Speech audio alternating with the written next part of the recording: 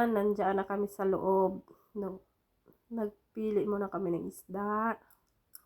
Ayan, klase-klaseng isda. May tuna. Yun, doon, bangus. May galunggong. Galunggong kasi binili namin tapos tuna. Mga itlog. Ayan. Andun yung kasama ko. Ayan. Yung mga processed food.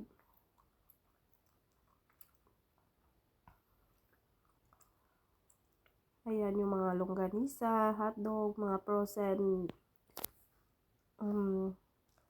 yan, mga frozen na manok, pizza, ready-made na pizza. Ayan, naghahanap kasi kami dyan ng parata. Hinanap namin yung brown. Walang brown. So, pumili na lang yung kasama ko yung green. Ayan, mga fries. Ayan, mga frozen na gulay. Ayan. Butter. Mga ice cream.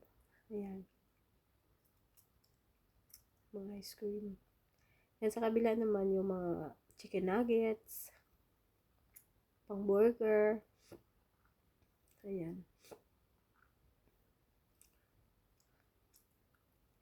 Naghanap kasi kami ulit ng parata. Kasi masarap kasi yun pang almusal.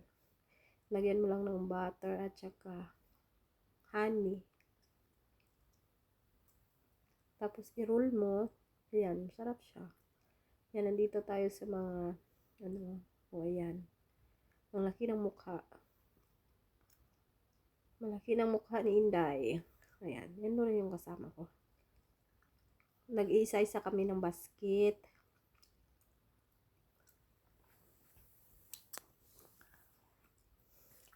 Nagsabi kasi ako ng kasama ko na pupunta kami sa baba.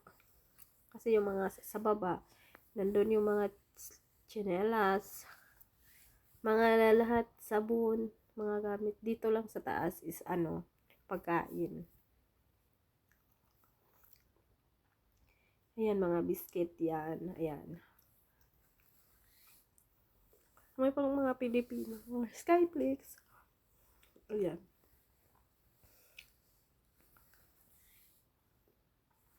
Oreo.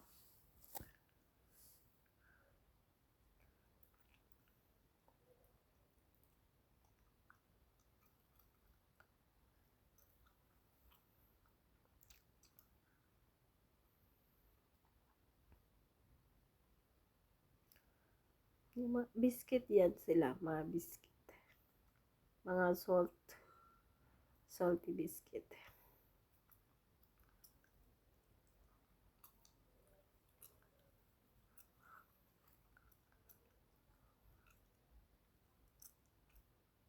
Ayan, lakad lang ng kalakad. Wala namang nabibili.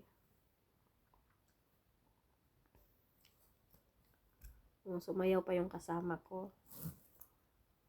Kasi nakarinig yun ng music. Ayan. Saan na kaya siya pupunta? Sunod lang ako ng sunod. Ayan, yung mga palaman. Mga butter. Ayan, mga butter yan. Naghanap kasi yung kasama ko ng butter. Na gusto, yung peanut butter na pero wala dyan. Ayan, mga, yan? Mga pang sa tinapay. Honey, ayan, mga honey. Ayan, saan na naman sila pupunta? Ayan, sunod lang siya na sunod. Sunod ka lang ng sunod sa kasama mo. Ayan. Anong na naman yan? Yung mga suka, mga lemon, ketchup. Ayan.